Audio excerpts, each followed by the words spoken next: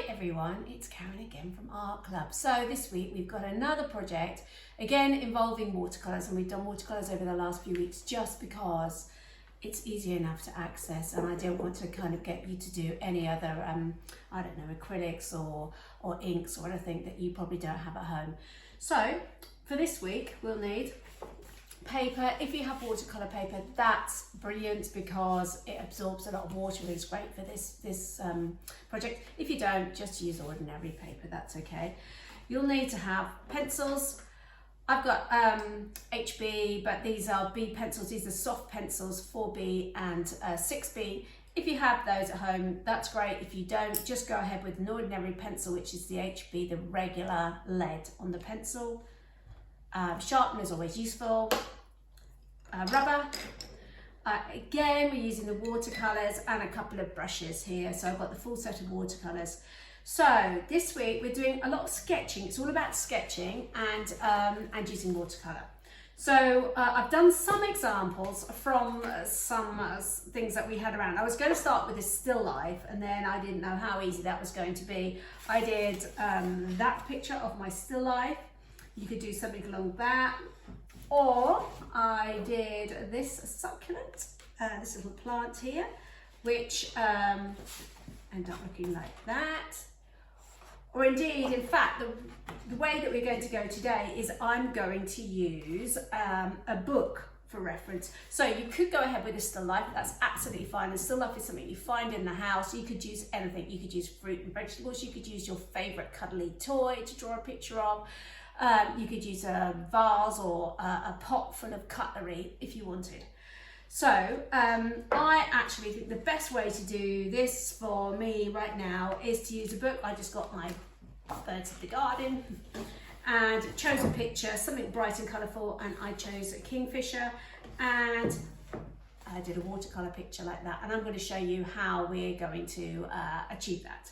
So that's it. It's a watercolour drawing exercise. Okay, so what I decided to do was pick a colourful bird. So I chose a kingfisher from this book, and I just sketched an outline. So you could use, if you wanted to, you could use a magazine, or you could do something, as I said, a still life, which is something you find in the house and you can set up something to draw. And you're going to look very carefully at the shape and the form of it and try to replicate it on your piece of paper. So I've done my initial outline here, and you then just kind of pencil around using a kind of, a real sketchy kind of feel here. So I'm going to put some feathers in like that to match that. Going to put that. And you're going to press quite hard with your pencil and get your outline. Here's my wood that he's perched on there. And then you're going to go like this. And go over it nice and heavy, and as I say, sketch like on your picture, like that. So do it all as you want it to look.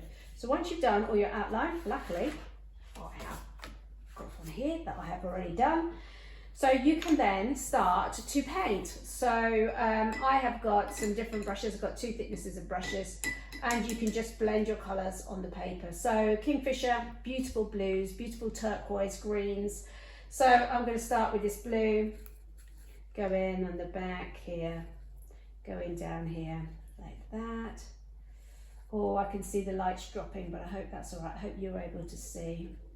Okay, so the blue's down the back, quite a lovely, lovely bright blue actually.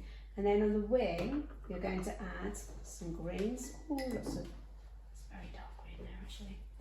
Blend it with the, oh, thank you very much. We've got a little bit of light now. Hopefully that will help. And I've got a lot of green in here, so I'm going to have to introduce some blues because it's more of a turquoise actually, and you need more of a wash. So you keep going over here. Get your blues in here, blues in here, and you're going to paint over. You don't have to be too careful. Just like that. Obviously you're going to have some oranges on the tummy bit here, the bird. So I'm going to add that in there like that, get some nice oranges. You can use you can just blend as you want. You can blend on your watercolor palettes. Yeah, or on your paper, whatever you want to do. So that's that. And then I would put the black in. I am hurrying as usual, try and get this done within a short time. So it's not very neat. And actually I'm going to put some white in here. I love the way the watercolours all blend into each other. So so they all kind of fade into each other. That's a nice look. And then I'd colour the piece of wood that he's perched on, like that. So I'm just going to colour that in. Please take a lot more time than me. I am really hurrying this as usual to try and fit it into a tutorial, a nice fast tutorial. So once you've done that, you can, as I say, blend on the paper other colours that you want to use in there. And I'm going to add just maybe a little bit of green in there as well. And perhaps you don't have to do particularly lifelike. Okay, maybe, oh, there's a lot of green there again. Sorry, let's just water that down. Maybe a tiny bit of black as well, like that. So you get your watercolour picture like that, and I'm actually even going to give myself a background and take myself probably this light green to go around. Obviously with watercolour, you've got to use lots of water, which takes you like that. So a bit of a scribble there, but you go in around it, you get the feeling. So once you've done all of that, you are going to end up with a picture a little bit like that, which I've already done, and luckily it's dry, which is great because it means I can go on to the next stage, which in fact is using, sorry, I didn't mean to knock the camera there, everybody. I've got a whole bunch of crayons here, which I'm going to use over the top of my dried watercolour picture. So you would be introducing perhaps some darker colours around here. You can introduce some feathers like that. You could introduce your slightly lighter colours over the top here. So you're just going to add to your picture, doing lots and lots of little details with your colour crayons. So you're just going to highlight it. I'm doing this all at the same time, getting in a bit of muddle here, going around here. Put some extra feathers in there like that, highlighting different areas or actually shadowing in different areas. And then I've done quite a lot already on this picture, so go around here. You can shade, and perhaps even on the twig down here, you can, doesn't matter if you introduce brighter colours, give a bit more interest, going around the outlines or adding details, different colours, and you could use colours that you wouldn't actually maybe even think to use down there. Okay, and then I'm going to kind of colour in the eye with my black like this. And as I say, take your time, so I'm going to put a bit of lines in there.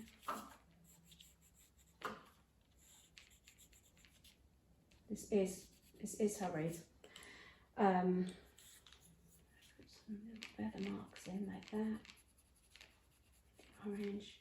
You can use white as well. I've got some bits of white. Put some white in there. Put some white back in here. So that.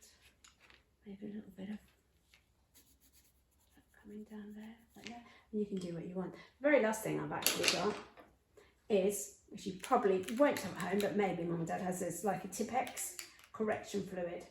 And I was just thinking, there's a tiny little highlight in the kingfisher's eye there, and I was kind of thinking, let me just check this, if I can get it to work.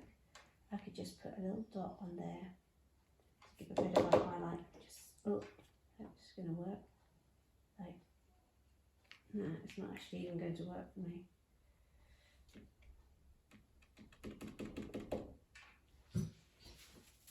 A little bit of white on his eye. There. Sorry about the dog. Just helping out. Okay. And that's my finished picture. It is rushed. I hope yours is going to be better than mine. It usually is by the end of the week, but it just gives you an idea. So we're using watercolor paints, we're using crayons, we're using the regular pencils, rubber and pencil sharpener. Yeah, and good luck. I'd love to see some still lives from you or something used from a magazine or such like. Good luck, and please send your pictures in. Thank you.